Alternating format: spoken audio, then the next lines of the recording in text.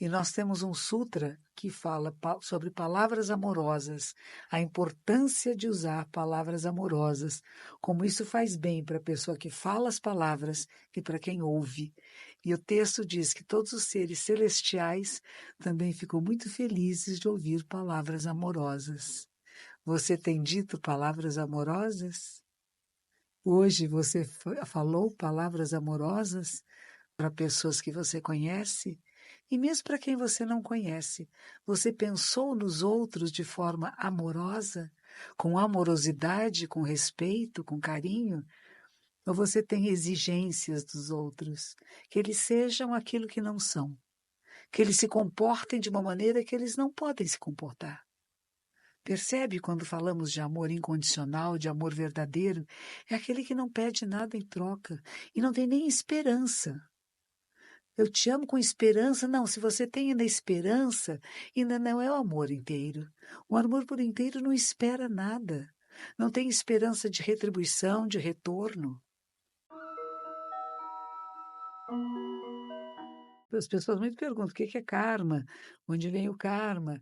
Será que eu fiquei doente é karma? Falei, não é bem karma. Se tudo fosse karma, karma não existia. Então, são coisas mais pontuais na nossa vida, sabe? E claro que eles são resultados de causas e condições anteriores. A primeira percepção de Buda é exatamente essa, que o universo existe uma lei da causalidade. Tudo tem uma causa, uma condição para que haja uma consequência. Nada existe por si só. É uma trama, como uma rede, uma net, né? Uma rede de pescar, que tem cheio de fiozinhos, né? E cada fiozinho mexe com o outro. Se tiver um buraco na rede, o peixe escapa, não é assim? Que bom, coitadinho do peixe, né? Que pôde escapar.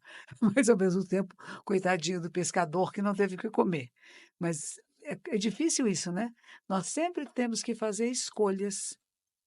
Esses dias eu vi uma fala muito interessante de um monge do sul da Ásia, eu não me lembro o nome dele, que ele dizia o seguinte: quando eu olho para dentro e me vejo pequeno, insignificante, isso é sabedoria. Quando eu olho para fora e me vejo em tudo e em todos, isso é amor. Olha que bonito. Quando você percebe que tudo e todos são você, são aspectos seus, e não tem nada para você lutar contra, para você brigar. Pelo contrário, como é que você acolhe seus múltiplos aspectos? Isso é amor. Se a gente vai falar de amor no budismo, a gente fala muito de compaixão, né? A gente não trabalha muito a palavra amor, mas trabalha mais compaixão. Compaixão tem a ver um pouquinho com empatia, que primeiro eu percebo e sinto a dor do outro, a alegria do outro, eu me alegro com a sua alegria, eu me entristeço com a sua dor, é empatia. Mas aí tem um passo seguinte: o que eu faço com a sua dor, com a sua tristeza, o que eu faço para melhorar? Lembra naquela época que estava tanta gente nas UTIs e tantas pessoas com traqueostomia que não podiam falar com os parentes, e que as enfermeiras e alguns médicos cediam seus celulares para conversar com os parentes? Isso se chama compaixão. A empatia, eu sinto a dor do outro e me dói. E fica dolorido em mim, eu sinto dor, mas quando eu sinto compaixão, eu faço alguma coisa para que melhore o que é desagradável. Então, isso é um pouquinho de compaixão, que nós também chamamos amor, cuidado amoroso, ternura, e alguma coisa que pode ser desenvolvida em nós. Não é dizer eu nasci assim, não, você não nasceu assim. Você nasceu quase que uma tábula rasa, né? Quase sem nenhuma dessas condições, com algumas tendências genéticas, é claro.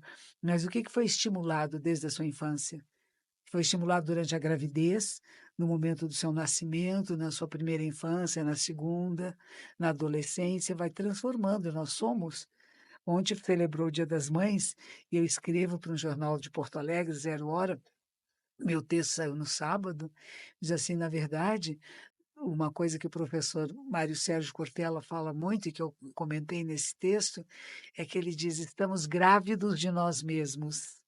Nós estamos nos autogerando o tempo todo. Eu não sou a mesma que fui a semana passada, não sou a mesma que fui há 10 anos atrás, nem a que serei daqui a 10 anos. Estou num processo incessante de transformação. O que eu leio, o que eu estudo, o que eu pratico, as experiências pelo que eu passo me transformam. Eu não sou mais a mesma pessoa. Embora exista um contínuo, é um contínuo descontínuo. Por isso ele diz: estamos grávidos de nós mesmos. Então, ontem foi o nosso dia de homens e mulheres que estamos gerando a nós mesmos.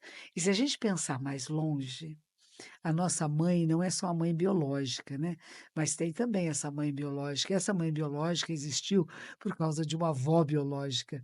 E essa avó biológica por causa de avós e bisavós e tetravós. Então, nós somos filhos de toda essa humanidade. E a humanidade só existe porque existem outras formas de vida no planeta Terra, o ecossistema. E porque existe o ecossistema, existe o planeta Terra, e porque existe o planeta Terra, existe o sistema solar. E porque há o sistema solar, a Via Láctea. E porque há a Via Láctea, existe o universo. Então somos filhas e filhos do universo, de toda a vida cósmica. A mãe cósmica, a grande mãe. E essa grande mãe acolhe a tudo e a todos, gera a tudo e a todos.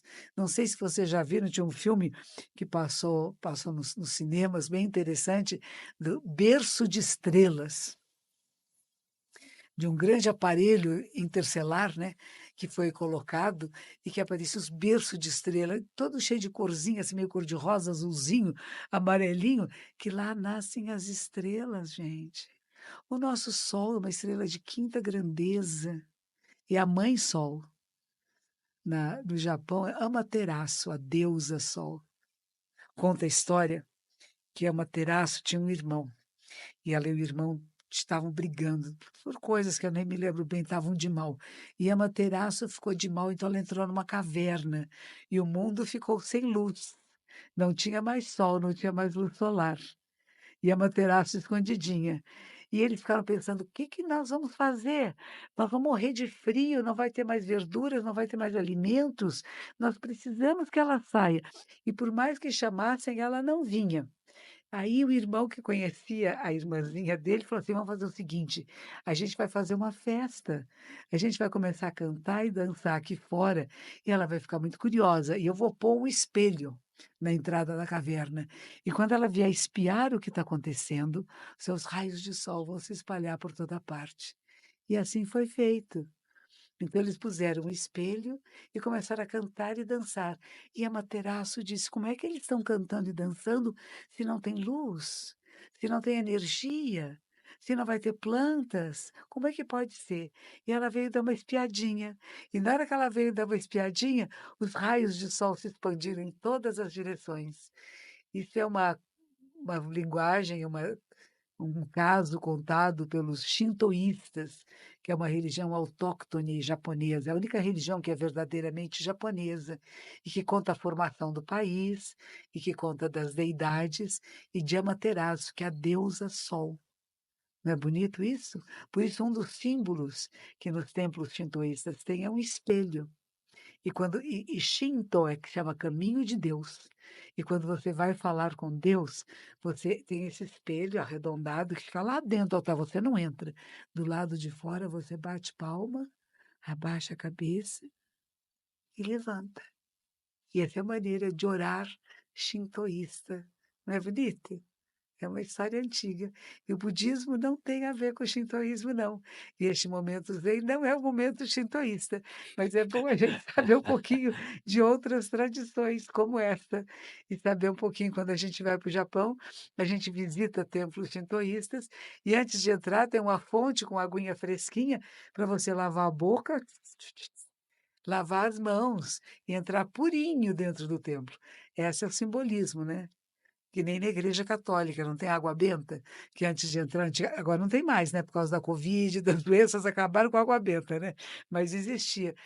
A água foi abençoada, você molhava a mãozinha na água benta, fazia o sinal da cruz, né?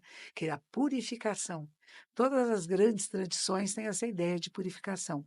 E a nossa é o arrependimento. Vocês já sabem que fazemos de 15 em 15 dias o arrependimento, lua cheia e lua nova. Mas acho que não estamos nem na lua cheia, nem na lua nova, não é, Nilo? É, é. Não, não estamos. Temos alguma coisa que ficou da semana passada?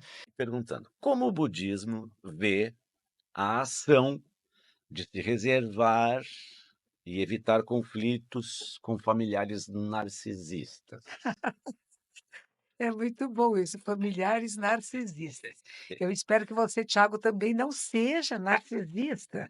Olha lá, Tiago, porque às vezes o que a gente vê nos outros é o que tem em nós. O que nos incomoda nos outros são aspectos nossos. Então é preciso olhar em profundidade. Será que eu não herdei algum desses traços? Por que que isso me incomoda? Será que eu também não sou um pouco assim?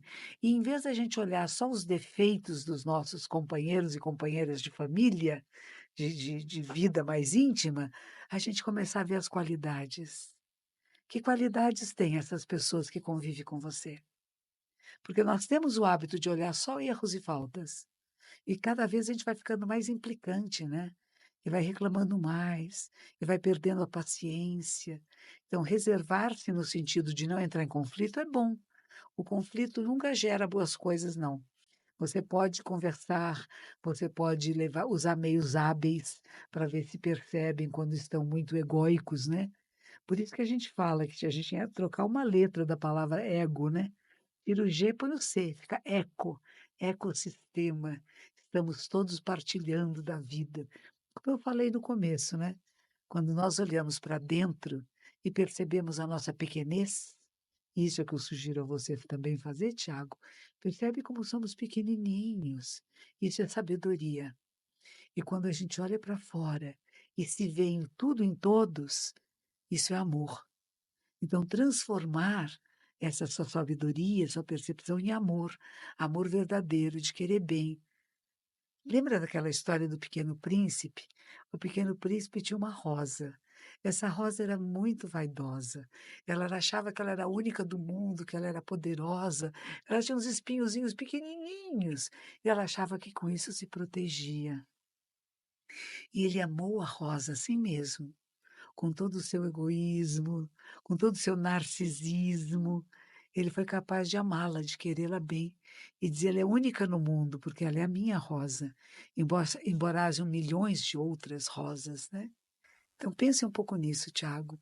Em vez de só ver as faltas e os erros nos seus parentes mais próximos, nos seus familiares, veja as qualidades que eles têm, porque você é dessa família. Alguma coisa boa você herdou, inclusive a capacidade de perceber que ser muito narcisista não é legal.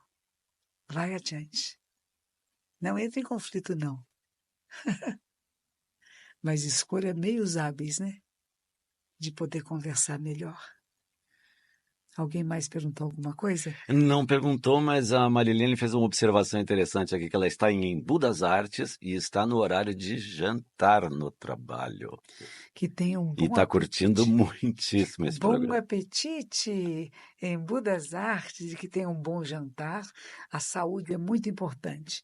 Ontem eu não passei muito bem. Eu comi algumas coisas muito exageradas no sábado à noite e domingo não passei bem, então eu não comi, passei o dia todo em jejum. E foi a única maneira de recuperar minha saúde. Se eu pusesse mais alimentos em cima de um corpo que já estava com questões digestivas bem fortinhas, ia ser pior. Então, quando a minha superior, ela escreveu um livro que se chama Para uma Pessoa Bonita, e ela conta que quando ela ficou doente, as pessoas iam visitá-la no hospital e traziam aquelas guloseimas mais gostosas, ela olhava e não tinha vontade de comer nada. E ela falava assim, mais tarde, quando ela escreve, até o apetite é uma dádiva, né? A gente não se dá conta que você ter apetite é uma coisa boa. Você olhar um alimento e ficar com vontade de comer é uma coisa boa. Porque quando a gente está doente, a gente não quer comer nada. E nada tem sabor. Ela lembra que deram para ela um iogurte que ela gostava muito, e ela fez um esforço de comer na frente da amiga que levou o iogurte, ela se pôs na boca, nossa, não tinha gosto de nada, era sem graça, era desagradável, né? Mas ela não quis incomodar a amiga, disse, não, depois eu vou comer, e deixa ali de lado, né? E com saúde, ela come uma caixinha inteira com o maior prazer. Então, a gente pensar na bênção que é a saúde. Quando a gente passou agora, estamos passando ainda no finzinho dessa pandemia, né? tantas dificuldades, tantas pessoas adoentadas, está aumentando um pouquinho o número de pessoas, né, que estão contaminadas, novas cepas estão surgindo, e nós temos que conviver com a realidade, com a nossa realidade. E é importante duas coisas. Uma é não mascarar a realidade, não dizer, não, está tudo bem, acabou, não tem mais nada. Não, não acabou ainda tem um restinho. E a outra é não ficar apavorado, não vou sair de casa, vou ficar trancado porque eu posso ser contaminado. São dois extremos que não são legais, né? Por isso que o caminho de Buda e o caminho do Zen, desse momento Zen, é chamado o caminho do meio. E o caminho do meio é sem extremos, sabe? Não é, não vou nunca mais sair de casa, vou ficar em casa, porque se eu sair na rua posso ficar doente. E o outro diz, já acabou, eu posso fazer o que eu bem quiser, que está tudo bem. São os dois extremos. E a gente tem que encontrar o meio termo. Nem 8, nem 80, né? A gente encontrar o caminho do meio é chamado o caminho do Zen, o caminho do Buda, o caminho da sabedoria, o caminho do amor, o caminho da compaixão, da ternura, do querer bem. Há muitos anos atrás, quando eu estava no mosteiro, vou beber um pouquinho d'água. Isso. Como aqui tem ar-condicionado, é importante que tenha, que a sala é fechadinha, a garganta vai secando. Quando eu estava no mosteiro no Japão, um dia chegou um monge de uma outra tradição, que chama Theravada. É a tradição do sul da Ásia. E ele entrou para mim e disse assim, vocês falam muito aqui de love and compassion, amor e compaixão? Eu falei, como amor e compaixão? Não, a gente não fala de amor aqui. Ah, não falam? E ele ficou muito surpreso, porque toda a linguagem do sul da Ásia, love and compassion, né? Amor e compaixão. Aí eu fiquei pensando no que ele disse, e nós temos um sutra que fala sobre palavras amorosas, a importância de usar palavras amorosas, como isso faz bem para a pessoa que fala as palavras e para quem ouve. E o texto diz que todos os seres celestiais também ficam muito felizes de ouvir palavras amorosas. Você tem dito palavras amorosas? Hoje você falou palavras amorosas para pessoas que você conhece e mesmo para quem você não conhece. Você pensou nos outros de forma amorosa, com amorosidade, com respeito, com carinho? Ou você tem exigências dos outros, que eles sejam aquilo que não são, que eles se comportem de uma maneira que eles não podem se comportar? Percebe quando falamos de amor incondicional, de amor verdadeiro? É aquele que não pede nada em troca e não tem nem esperança. Eu te amo com esperança. Não, se você tem ainda esperança, ainda não é o amor inteiro. O amor por inteiro não espera nada. Não tem esperança de retribuição, de retorno. É o prazer da companhia, da presença, de ouvir, de ver, de falar. Não existe isso. Você não sente isso por ninguém? Claro que sente. Ontem, Dia das Mães, era isso. Ele simboliza esse amor universal. Esse amor que não pede nada em troca. A criança no ventre materno tira tudo o que precisa da mãe e a mãe não fica reclamando, me devolve um pouquinho de ferro aqui, me dá o calço de volta. Pelo contrário, ela está inteiramente disponível. E quando o bebê nasce, tem essa descarga de ocitocina, que é chamada a enzima do amor.